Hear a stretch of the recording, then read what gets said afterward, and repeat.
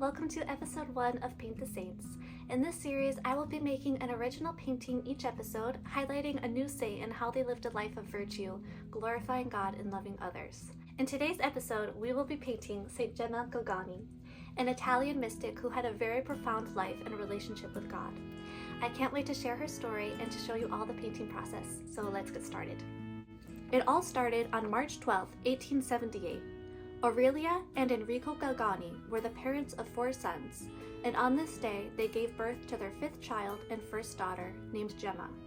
Shortly after Gemma was born, their family moved to a place now known as the City of 100 Churches, the city of Lucca in Italy.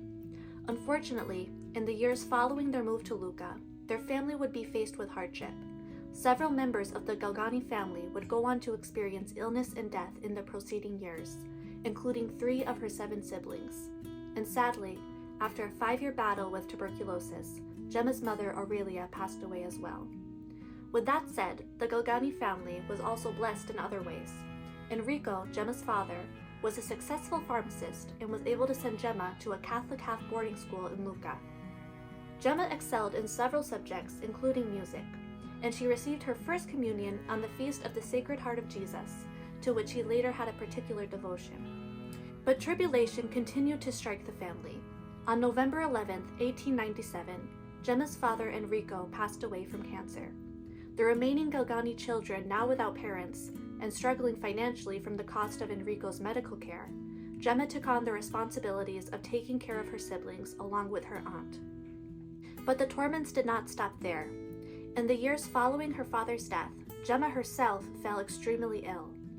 She suffered from spinal meningitis, a very severe and dangerous case which caused her to experience partial paralysis, excruciating headaches, and spinal tumors. But something extraordinary happened amidst this time. Although I was unable to find the exact date of the beginning of her mystical experiences, it was either shortly before or during this period of great suffering. Gemma would go on to have frequent mystical visions and encounters, most notably with her guardian angel, whom she reportedly spoke with and visibly saw. Although her physical sufferings continued, these profound, otherworldly experiences also continued. As a result, Gemma began praying a novena to the Sacred Heart of Jesus, with the intercessions of the now Saint Gabriel of Our Lady of Sorrows and Saint Margaret Mary. Her condition remained the same until the first Friday of the month. After receiving Holy Communion in her hospital bed, she was somehow, some way, miraculously healed. She began to walk again, her fever had ceased, and she had completely recovered, inexplicable to medical science. After her healing, Gemma continues her spiritual life by making a holy hour each Thursday, and just a few short months pass by until another extraordinary event takes place. Gemma receives the stigmata. Only a few known saints in history have received these mysterious wounds mimicking those of the crucified Lord, and Gemma was now one of them.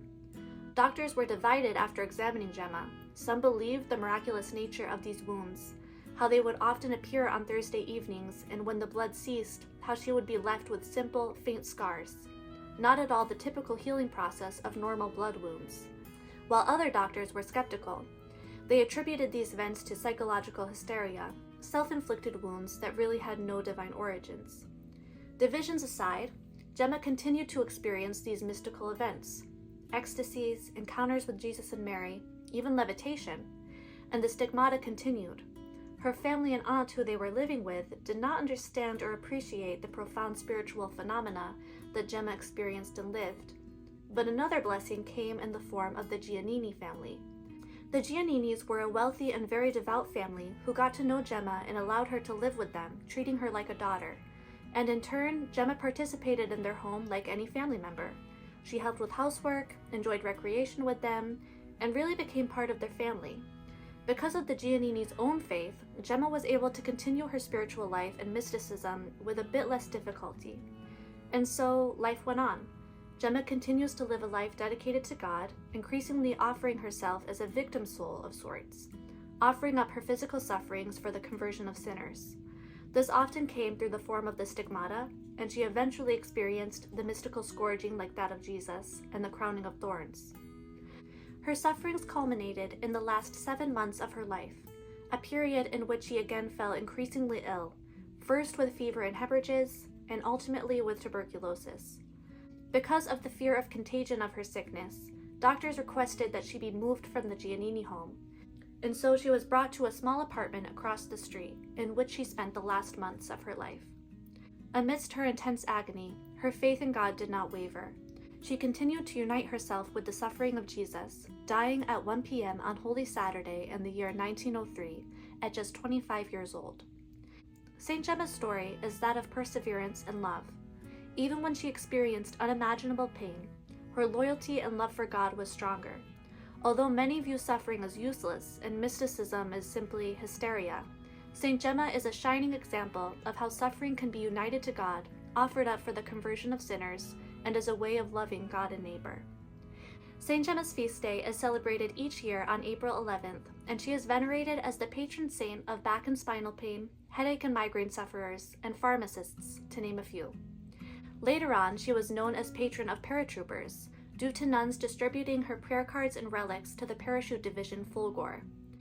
These paratroopers were so devoted to St. Gemma during World War II that they requested her to be their patron, together with the Blessed Virgin of Loreto, to which the Postulator General agreed.